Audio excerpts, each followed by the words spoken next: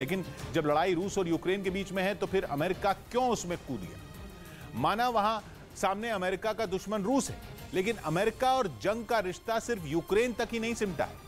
लड़ाई इराक की हो, लीबिया की हो, सीरिया की हो या फिर यमन की, दुनिया के जिस भी कोने में कोई विवाद होता है अमेरिका उसमें किसी न किसी तरह कूद ही जाता है। लेकिन क्यों? सवाल यह है कि अमेरिका लगभग हर देश के विवाद में क्यों उलझा है?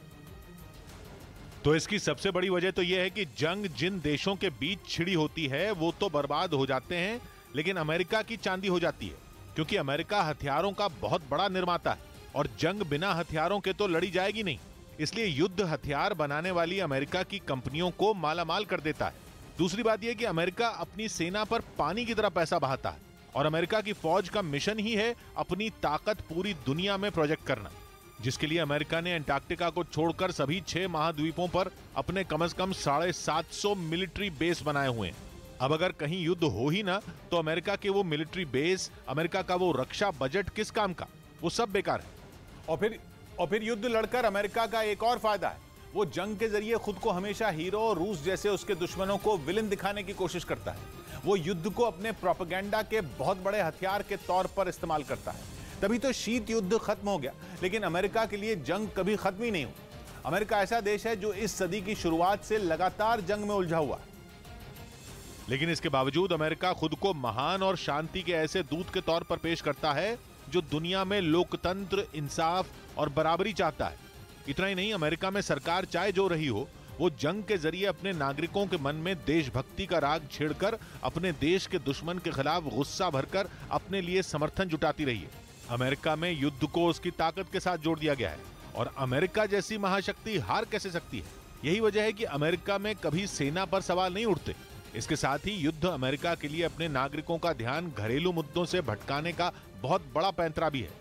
जंग लड़ने से अमेरिका में बढ़ती गरीबी, आए दिन हो रही गोलीबारी की घटनाएं और कोरोना से निपटने में हुई बदइंतजामी जैसे मुद्दों पर कोई चर्चा ही नहीं होती। मॉस्को में विक्ट्री डे पर कोई बड़ा ऐलान न होने की वजह से अब यूरोप में इस बात पर बेचैनी बढ़ने लगी है कि यूक्रेन की जंग का अंत कैसे होगा।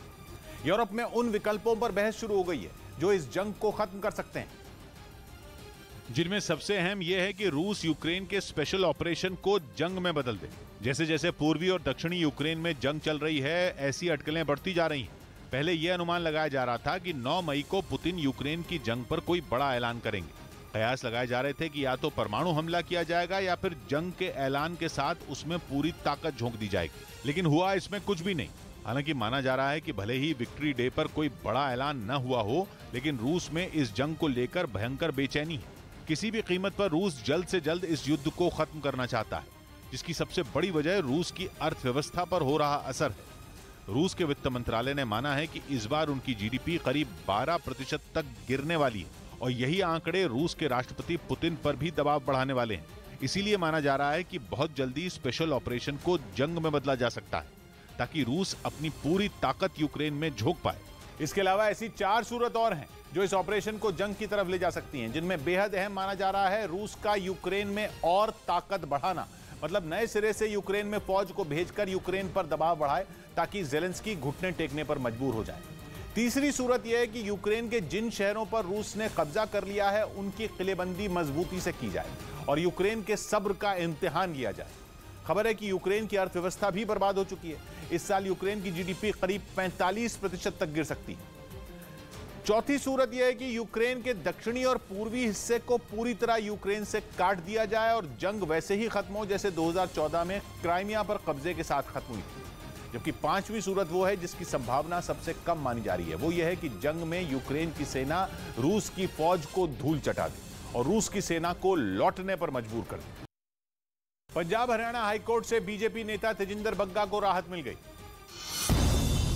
पंजाब हरियाणा हाईकोर्ट ने बीजेपी नेता तेजिंदर पाल सिंह बग्गा की गिरफ्तारी पर 5 जुलाई तक रोक लगा दी। अपने राजनीतिक विरोधियों को दबाने के लिए उनके ऊपर गिरफ्तारी की तलवार लटका रहे हैं। उत्तराखंड सरकार ने बताया कि 4 धाम यात्रा शुरू होने के बाद 1 हफ्ते में हार्ट अटैक और दूसरी बीमारियों से वहां 20 तीर्थयात्रियों की मौत हो चुकी है। नागपुर में रेलवे स्टेशन के बाहर विस्फोटक से भरा बक्सा बरामद किया गया।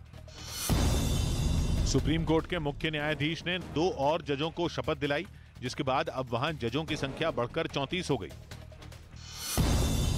खबर है कि T20 वर्ल्ड कप से पहले ऑस्ट्रेलियाई टीम सितंबर में भारत दौरे पर आएगी और यहां वो टीम इंडिया के साथ 3 मैचों की T20 सीरीज में हिस्सा लेगी।